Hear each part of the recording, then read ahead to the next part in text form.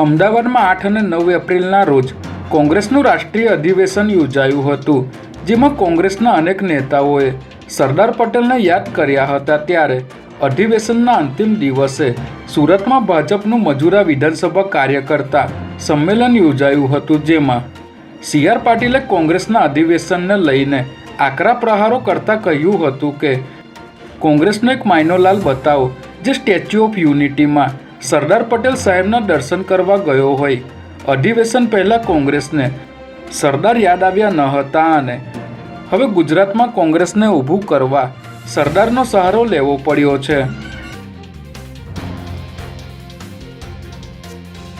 અમદાવાદના ચીમનભાઈ બ્રિજ પર 2 લૂંટારૂ રિક્ષામાં જતી મહિલાના 13.56 લાખના દાગીના લૂંટી ફરાર થઈ ગયા હતા, જેમાં ભત્રીજીના લગ્ન હોવાથી મુંબઈથી દાગીના બનાવીને પરત ફરતી વખતે ફરિયાદી કાલુપુર રેલવે સ્ટેશનથી રિક્ષામાં બેઠા હતા। ત્યારે રિક્ષા ચીમનભાઈ બ્રિજની વચ્ચે પહોંચી તે સમયે એક્ટિવા ઉપર આવેલા 2 લૂંટારૂ મહિલાએ ખોળામાં મૂકેલું ₹13.56 લાખની મત્તા ભરેલું પર્સ લૂંટીને ફરાર થઈ ગયા હતા।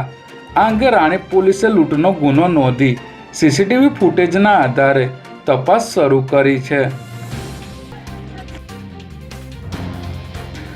અમદાવાદ શહેરના વિવિધ વિસ્તારોમાં જાહેર રોડ ઉપર ચાલતા લારી ગલ્લા અને નાના વાહનોમાં ખાદ્ય પદાર્થના વેચાણ તેમજ ઉનાળાના સમયગાળા દરમિયાન સિકંજી અને શેરડીનો રસ વગેરેના વેચાણના ચેકિંગ કરવાને લઈને મ્યુનિસિપલ કોર્પોરેશનના ફૂડ વિભાગના અધિકારીઓને કમિશનરે ખખડાવ્યા હતા।